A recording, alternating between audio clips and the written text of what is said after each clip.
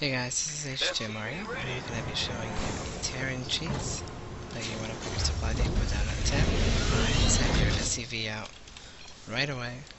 At the moment the supply depot is down to the other base, then you're going to get a refinery. You may want to send out a second SCV if this is halfway done, and then retreat the one building this if it is a bigger map. Otherwise, on a map this size, you can just send out the one building the SCV. Once this refinery is finished, you want to transfer 2 workers right away, and you want to drop a barracks close to the Terran base. So this is a Terran against Terran cheese. It is kind of like a Proxy 1-1-1 all in, so it's a great way to rack up some kills. It does leave you vulnerable to some cheese, but your production is already at his base, allowing you to kind of counter cheese, and then it turns into a little bit of a weird game. But you're going to be building SCVs until about 16 supply. That's probably your last SCV, and then you're going to get an orbital command. You can probably squeeze out the 17th. I do in this case. That's if you want to be a little bit more economical. I think I actually cancelled. Yes, I did. And then you get your Reaper right away. And you wait until you have 100 gas, and you drop the factory. And back home, after you've dropped the factory, you go ahead and get a supply depot. You can put these kind of anywhere. It wouldn't be a terrible idea to put them at the front so you can be walled off properly. That way, if he tries to counterattack with SCVs or anything of the matter, it does take him longer to get into your base. So here goes the first Reaper. We're gonna get a reactor. The first Reaper, you don't need to lose or anything. It's kind of more of a scout. What's going on? What are you getting? We see 2 Marines. We know he doesn't have a Reaper because he's got 2 Marines. We kind of just poke around a little bit. And then back over here, we are preparing. So with the factory, we want to get a tech lab right away. There we go. And then once we drop the tech lab, we want a refinery. Don't forget to keep making supply depots, depending on what you need. I'm just kind of poking around with this Reaper, seeing everything he's got. Here comes some Marines. We should get a siege tank relatively fast.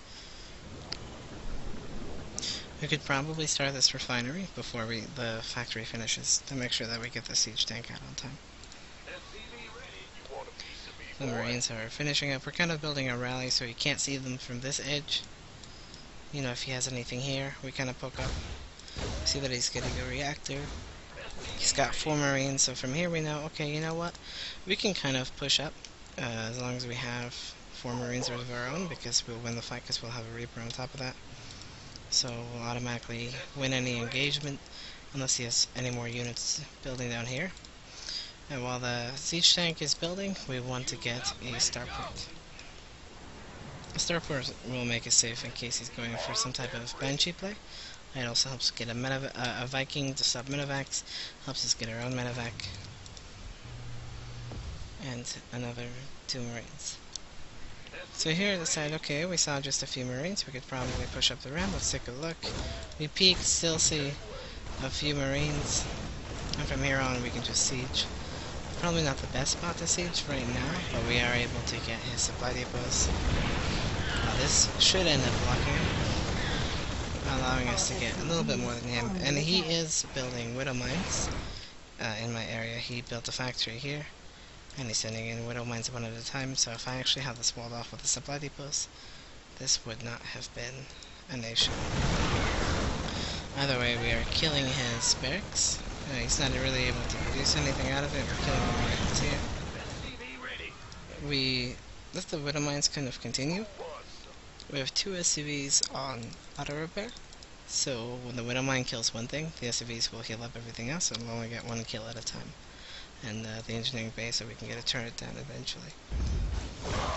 In the meantime, we siege down here, so we can get a good radius on his base. Another tank up top. Some more widow mines, and we're dropping the missile turret here now.